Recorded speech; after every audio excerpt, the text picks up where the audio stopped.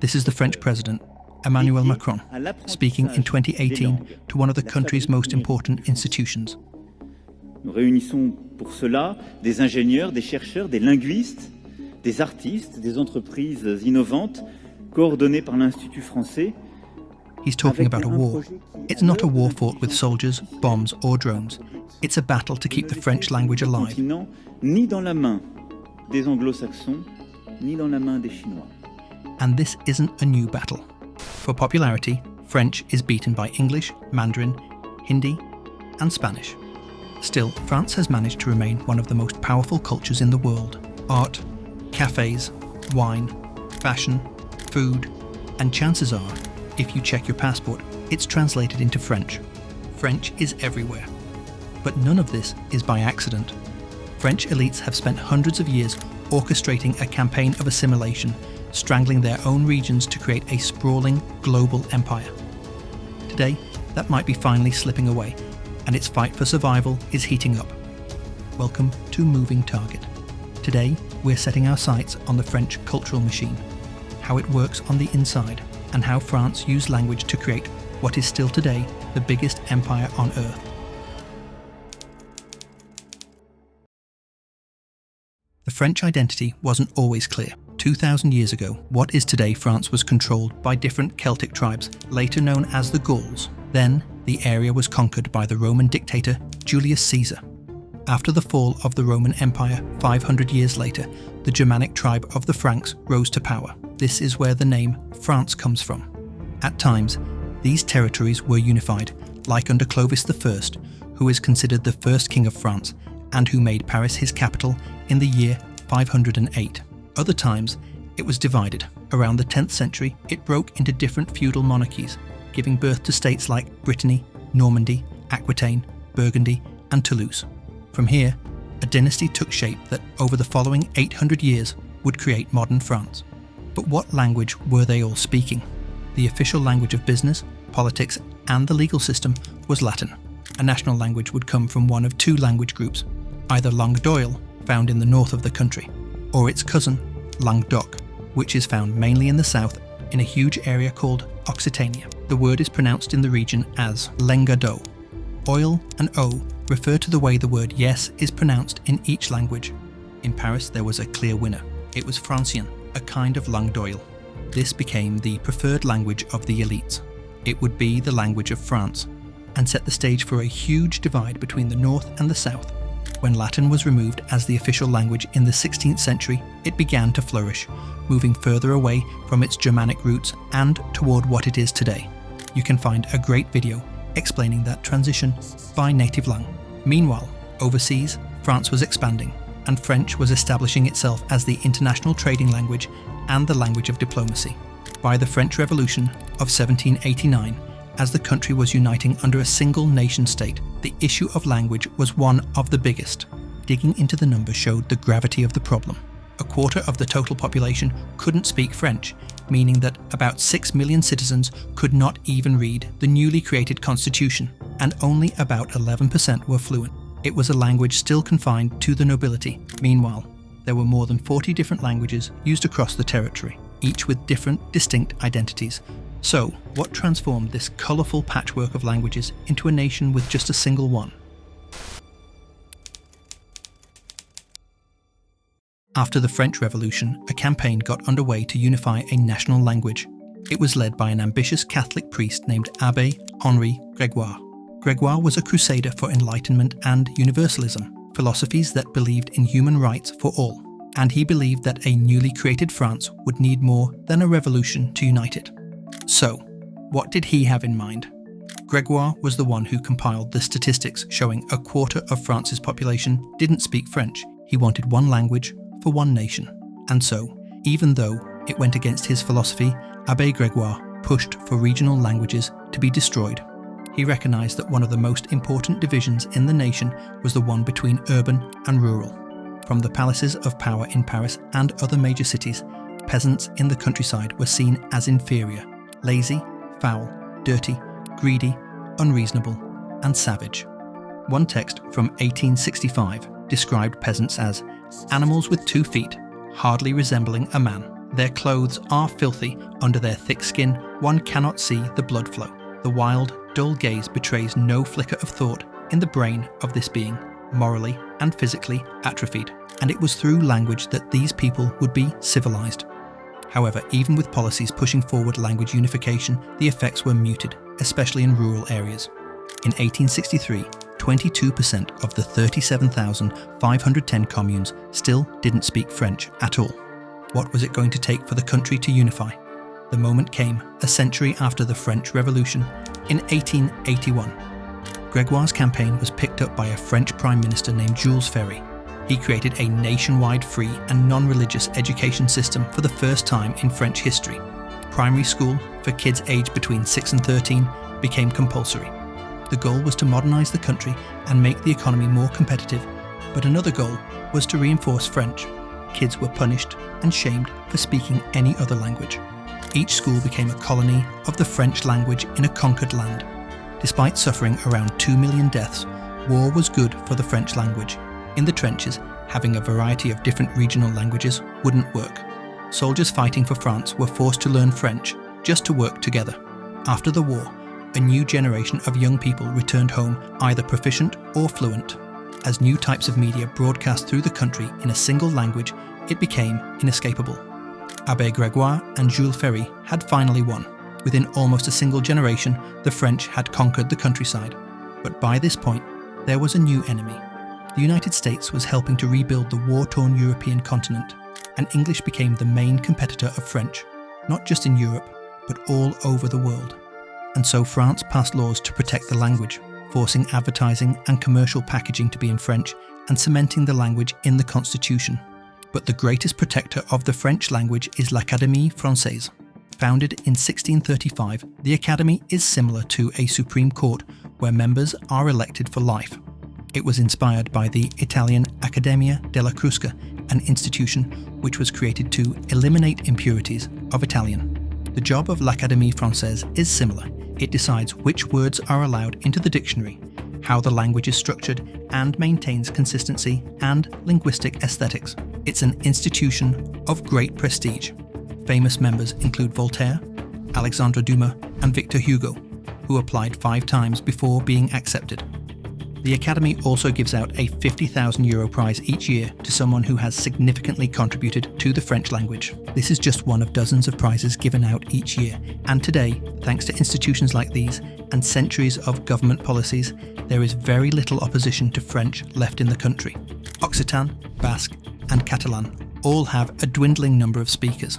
A survey published in 1999 found that 26% of adults had a linguistic heritage that wasn't French, but only 9% of those adults were passing that language onto their children. In other words, minority languages were dying. That's why, with the overwhelming dominance of English, French elites know that the survival of French depends on spreading influence and culture as far as possible, even if it leads to war.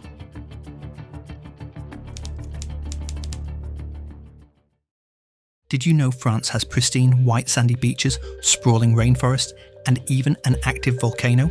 These are nowhere near Paris or France's mainland. They are in the 13 territories that France controls, scattered around the world. They span from the Caribbean to French Polynesia all the way to Africa. To give you an idea, flying from Guadeloupe to New Caledonia takes over 34 hours, including stopovers in Paris and Singapore. But underneath the advertisements of sunny beaches and smiling locals is a dark history. While the French language was taking over inside its own borders, the empire was expanding. Like other European powers, it was acquiring colonies all over the world. This was largely concentrated in the Caribbean and the coast of South America, where France was vying for control against its European rivals. In the 7 Years' War between the French and English, an estimated 1 million were killed in a battle over places like Guadeloupe, Saint-Domingue, Grenada, and further south in Guyane. What were they fighting so hard for? Mainly sugar and coffee. Today these are cheap, but at the time, they were some of the most valuable commodities in the world. Sugar was called white gold, and coffee was Arabian wine. Sugar and coffee also required intensive manual work, which is why they were all powered by slavery. Slavery is usually associated with the United States or the British Empire, but by the middle of the 18th century, over 500,000 slaves had worked in the French Caribbean. they produced 40% of the entire world's sugar and half of the world's coffee. This made these islands the richest colonies on the planet, and the wealth of the sugar boom flowed back to France, helping to transform cities like Paris and Bordeaux into the most opulent in Europe. But French political figures soon learned that there was more to power than military force and slavery. Just like in regional France, some colonies were resistant to a new culture being forced on them. And so, as France was colonizing the North African country of Tunisia in 1883, an organization called Alliance Française was established. The mission: to spread and maintain the French language overseas. This was the start of a truly global organization. By 1940, it had a bigger presence than the French state. There were 16 French embassies around the world. Meanwhile, there were 656 chapters of Alliance Française, with about 500,000 members. Today, the age of colonialism is officially over. During this time, hundreds of thousands were killed in Indochina and over 1 million in Algeria. But France has found a way to conceal much of this history. Until 1999, the government refused to recognize the Algerian War as an actual war. Even after passing the 50-year mark that usually opens up government archives, many documents are still sealed. And in 2005, a law mandated high school educators to teach the so-called positive values of colonialism to students, rather than focusing on the atrocities. France has now fine-tuned its methods. It involves the world's oldest non-profit, sleek new television shows, and the battle for a continent where France has left centuries of bloody footprints. France is one of the largest spenders on public diplomacy and cultural relations work in the world. This strategy is carefully designed and made up of 3 arms. The first is language. France has pushed its language to overseas educational programs, like in Eastern Europe, to build up the infrastructure of international relations for long-term payoffs. And today, Alliance Française is stronger than ever. 834 French language and cultural centres are spread over 131 countries, offering language courses and resources. It sponsors French film festivals, events, and educational trips. This is all to foster what's called la francophonie, or the French-speaking world. Alliance Française is supported by Institut Français, an organisation created in 2010 to promote the French language and plurilingualism. The director of Institut Français admits that it is a key part of France's international relations, saying there are no other options available for the French political elite but to develop a global strategy of influence. The second arm is news and media. France Média Monde, established in 2008, is the French state's most effective international media presence. Its subsidiaries include France 24, Radio France International, and TV5 Monde. Agence France Presse, the biggest news company in France, was first established as a state enterprise, and it still receives over €100 million a year, which makes up about a third of its revenue. By European law, on-demand streaming services have to feature at least 30% of European work in their catalogue. And the French government has always had an active role in the film and television industry. The French film industry is regulated by the CNC. It distributes taxes collected from cinema tickets, and all that money is aimed at supporting the French film industry. Then there's international media. Like most of the world, French people love Hollywood blockbusters. But unlike many other parts of Europe, France often opts for dubbing rather than subtitling. And according to industry insiders, France's dubbing industry, centralised in Paris, is the most technical and artistic of its kind in the world. Dubbing is promoted as a way to make international media more accessible to French speakers, but instead it is working to make the country more isolated. On the English Proficiency Index, France lags way down below most of its European neighbours at 38, and this is no accident. Dubbing has always been political. It has given dictatorships and authoritarian governments a powerful tool. In France, it has been used to make French dominant, to standardise the language and to drown out any opposing voices. Netflix series like Lupin and Emily in Paris have also helped to bolster the Francophone project. But this international media campaign has one target much bigger than the rest, and this time even the French cultural machine might not be up to it. It's an entire continent, and winning it over could determine the future of the French language itself. This ties into the third arm of France's strategy: geopolitics. First, we need to understand not how French is growing, but where.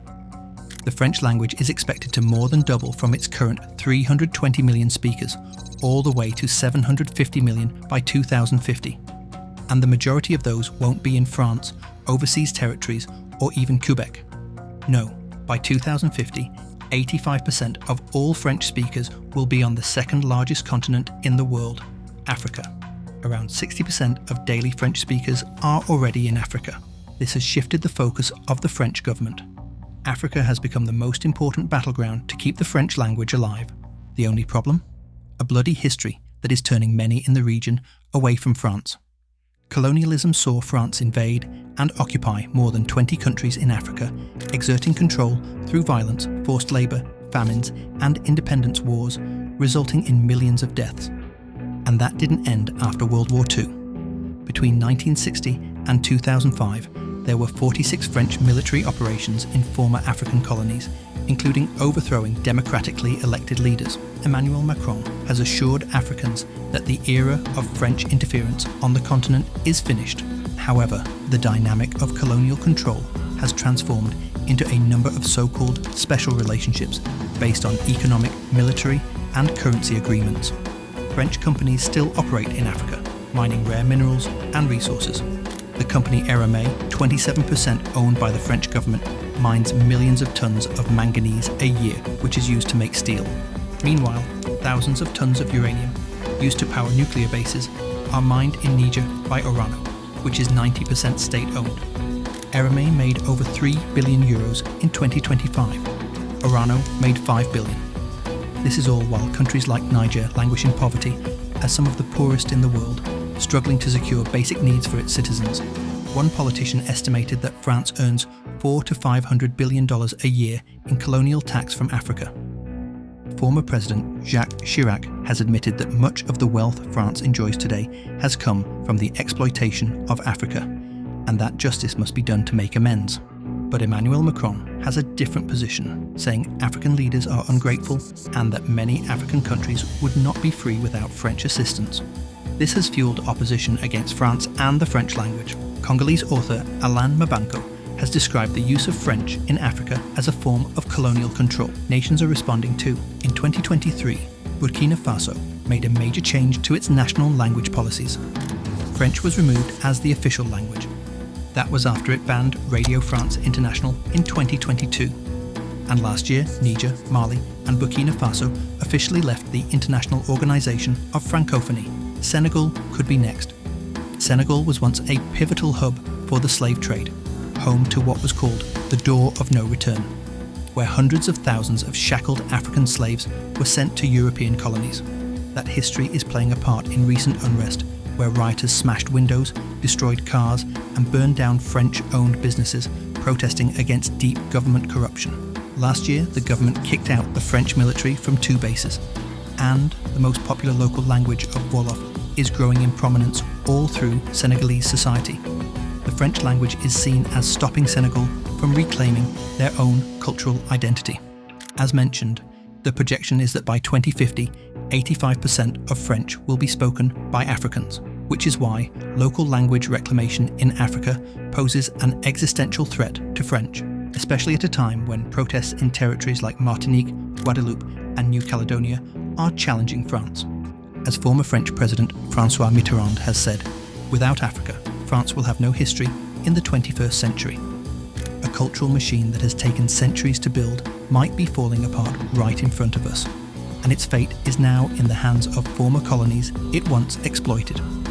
So, next time you see the French language used in film, television, advertising, or in conversation, you will know that it is part of a global fight for influence and power. It goes beyond the promotion of French as a language of love. It crosses international borders, squashes any diversity, and provides cover for a sprawling empire whose battle lines are still being drawn. Behind it, the French state. And for the most part, consumers are completely unaware. Thanks for watching. If you made it this far and enjoyed the video, consider subscribing. Our videos take weeks of research and editing, so any support really helps us out, and it will keep you tuned for the next target. Or click here to dive into the shadowy world of free ports, where the rich and powerful hide their billions and have destroyed the art industry in the process.